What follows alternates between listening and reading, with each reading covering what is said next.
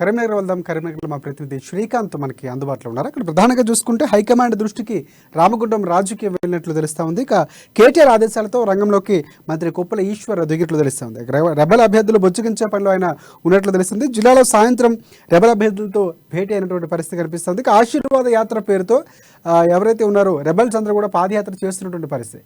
ఇక ఈ నేపథ్యంలో అక్కడ ఉన్నటువంటి అప్డేట్స్ ఏంటి? పూర్తిగా అంటే కేటీఆర్ చొరవ తీసుకోవడం అనేది ఏ విధంగా చూడొచ్చు అంటారు? అప్డేట్స్ ఏంటి చెప్పండి శ్రీకాంత్. Thank you Rajasekhar.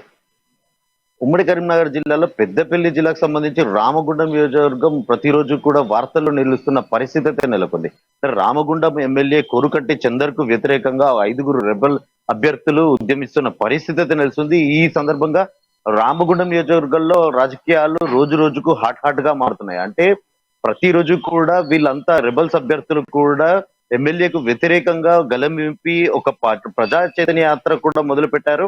ఈ స్థానం నుంచి అంటే ఏదైతే రామగుండం నియోజకవర్గం నుంచి మళ్ళీ వచ్చే ఎన్నికలలో అధికార ఎమ్మెల్యేకు మాత్రం టికెట్ కేటాయించొద్దు అంటూ కూడా వీళ్ళంతా ఒక్కటయ్యి తమ 5గురిలో ఎవరికి టికెట్ కేటాయించినా తాము గెలిపించుకుంటాం, ముచ్చటగా 3వసారి సీఎం కేసీఆర్ హ్యాట్రిక్ కొట్టాలని చెప్పేసి కూడా వీళ్ళంతా నినదిస్తున్న పరిస్థితి నెలకొంది.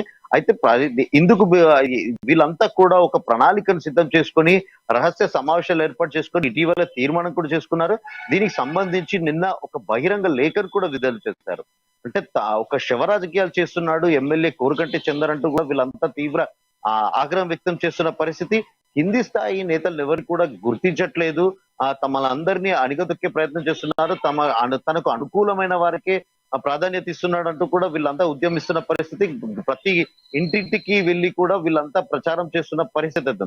అయితే వీళ్ళపై నిన్న 2 రోజుల క్రితము ఎమ్మెల్యే కూడా ఈ 5 అభ్యర్థులకు సంబంధించి క్రమశిక్షణ రాహిత్య చర్యల కింద ఒక సమావేశం ఏర్పాటు చేసి పెద్ద ఎత్తున కూడా కార్యకర్తలంతా సమీకరించి వాళ్ళందరితో కూడా మూకుమ్మడిగా ఏకాభిప్రాయానికి తీసుకొచ్చి వీళ్ళందరినీ వేటు వేయాల్సిందే, పార్టీ నుంచి బహిష్కరించాల్సిందే అనేది చర్చించినట్టుగా కూడా మనకంతా తెలుస్తుంది.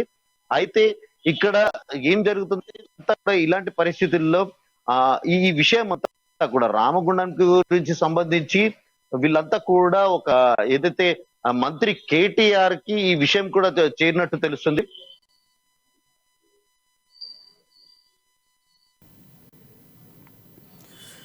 హైకమాండ్ దృష్టికి వెళ్ళేటువంటి రామగుండం రాజకీయం నేపథ్యంలో కొప్పులేశ్వర్ పూర్తిగా బాధ్యతలు తీసుకున్నట్లు తెలుస్తుంది. అక్కడ నుండి జరుగుతున్నటువంటి అనిశ్చిత పరిస్థితి ఏదైతే ఉందో రెబల్స్ చేస్తున్నటువంటి ఆశీర్వాదం యాత్ర ఏది సంబంధించినటువంటి నేతలందరూ కూడా బుజ్జగించే ప్రయత్నం చేస్తున్నటువంటి పరిస్థితి కనిపిస్తుంది. అంటే మొత్తానికి ఏదైనప్పుడు కూడా అక్కడ ఉన్నటువంటి రాజకీయ పరిస్థితిలో పూర్తిగా రామగుండం నిత్యం వార్తల్లో నిలుస్తున్నటువంటి పరిస్థితి. శ్రీకాంత్ చెప్తున్నాడు అంటే అక్కడ ఉన్నటువంటి పూర్తిగా బీఆర్ఎస్ లో అనిశ్చితి నెలకొంది. సాక్షాత్తు ఎమ్మెల్యే కోరుకంటి చంద్ర పైన వ్యతిరేకత ఏర్పడినటువంటి పరిస్థితి. అంటే హైకమాండ్ దృష్టికి మరికొన్ని రోజులు ఎన్నికలు ఉన్న నేపథ్యంలో ఇప్పటి నుంచే సద్దుమణి చేసే ప్రయత్నం కూడా జరుగుతున్నట్లు మనం అర్థం చేసుకోవచ్చు.